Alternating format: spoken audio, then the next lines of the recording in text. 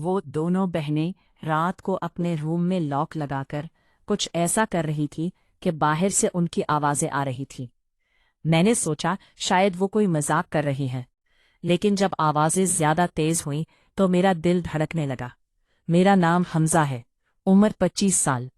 میں کراچی کے ایک چھوٹے سے محلے میں رہتا ہوں۔ ہمارا گھر تنگ ہے، ایک چھوٹا سا صحن اور 2 کمرے، ایک میرے والدین کا اور دوسرا میری 2 بہنوں کا۔ بڑی بہن کا نام عائشہ ہے، عمر 19 سال، خوبصورت گورا رنگ، لمبے بال، بھرا ہوا جسم اور آنکھیں ایسی کہ دیکھنے والا نظر نہ ہٹا پائے۔ چھوٹی بہن سارہ ہے، عمر 17 سال۔ وہ بھی کافی حسین، شرارتی اور ہمیشہ مسکراتی رہتی ہے۔ دونوں مجھ سے بہت پیار کرتی تھی اور میں بھی ان کی بہت عزت کرتا تھا، لیکن ان کی شرارتوں کا مجھے اندازہ نہیں تھا۔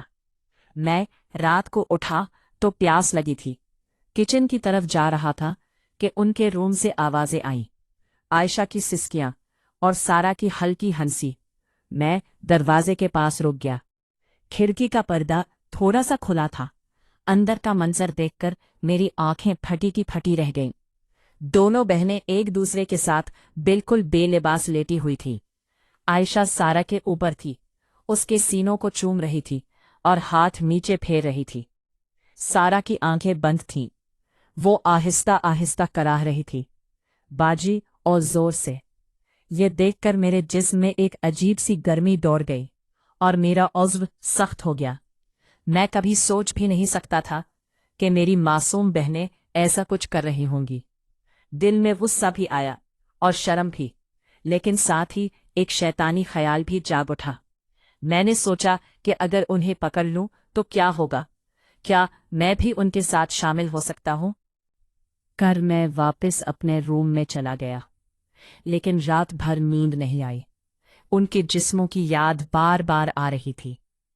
اگلے چند دنوں میں نے ان پر نظر رکھنی شروع کر دی۔ وہ روز لاک لگا کر روم میں بند ہو جاتی۔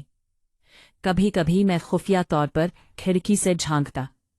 ایک رات جب وہ دونوں پوری طرح مشغول تھیں تو میں نے امی سے چابی مانگ لی، بہانہ بنایا کہ تمام چابیاں ایک جگہ رکھنی ہیں۔ امی نے بغیر کچھ سوچے چابی دے دی۔ اب میرا دل تیزی سے دھڑک رہا تھا۔ میں نے سوچ لیا تھا کہ آج انہیں رنگے ہاتھوں پکڑوں گا۔ رات گہری ہوئی تو سب سو گئے۔ میں آہستہ سے ان کے روم کی طرف بڑھا۔ کھڑکی سے دیکھا تو دونوں ایک دوسرے کو چوم رہی تھیں اور ہاتھ ایک دوسرے کے حساس حصوں پر تھے۔ میں نے چابی سے لاک کھولا اور اچانک دروازہ کھول دیا۔ دونوں دھڑام سے الگ ہو گئیں اور کھلے جسموں پر کمبل کھینچ لیا۔ ان کے چہرے پر خوف اور حیرت تھی۔ عائشہ نے کانپتی آواز میں کہا، بھائی یہ کچھ نہیں۔ سارہ رو پڑی۔ میں نے سخت لہجے میں کہا، اب تم دونوں کی خیر نہیں، میں امی کو بتا دوں گا کہ تم کیا کر رہی ہو۔ وہ دونوں گھبرا گئیں اور میرے پاؤں پکڑنے لگی۔ میں نے انہیں روکا اور کہا کہ اگر وہ میری بات مانے تو کچھ نہیں بتاؤں گا۔ وہ دونوں میری شرط پر راضی ہو گئیں۔ میں نے کہا کہ آج رات سے میں بھی تمہارے ساتھ کھیلوں گا۔ پہلے تو وہ شرما گئی، لیکن پھر مان گئیں کیونکہ انہیں ڈر تھا کہ راز کھل جائے گا۔ رات کو جب میں ان کے روم میں گیا تو دونوں میرا انتظار کر رہی تھیں۔ کمرے میں صرف ایک ہلکی سی لائٹ تھی۔ عائشہ نے شرماتے ہوئے کہا، بھائی آہستہ سے۔ میں نے پہلے بڑی بہن عائشہ کو اپنے قریب کھینچا، اس کے نرم سینوں کو مسلا اور چوما۔ وہ سسکیاں بھرنے لگی۔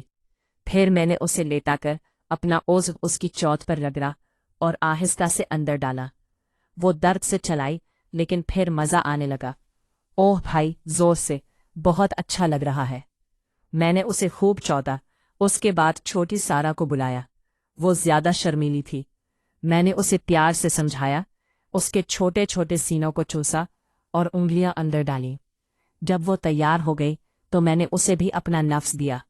وہ پہلے درد سے روئی، پھر خوشی سے کراہنے لگی۔ بھائی مجھے بھی۔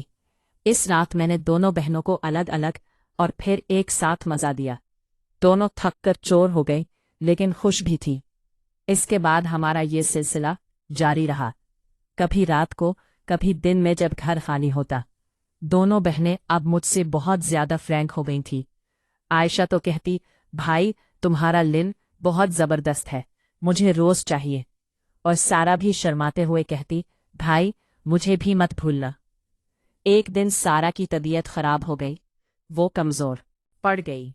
अम्मी डॉक्टर के पास ले जाना चाहती थीं, लेकिन मैंने रोक लिया क्योंकि डॉक्टर को पता चल जाता। मैंने एक दोस्त डॉक्टर को बुलाया, उसने चेक किया और बताया कि ज्यादा जिनसी अमल की वजह से हुआ है।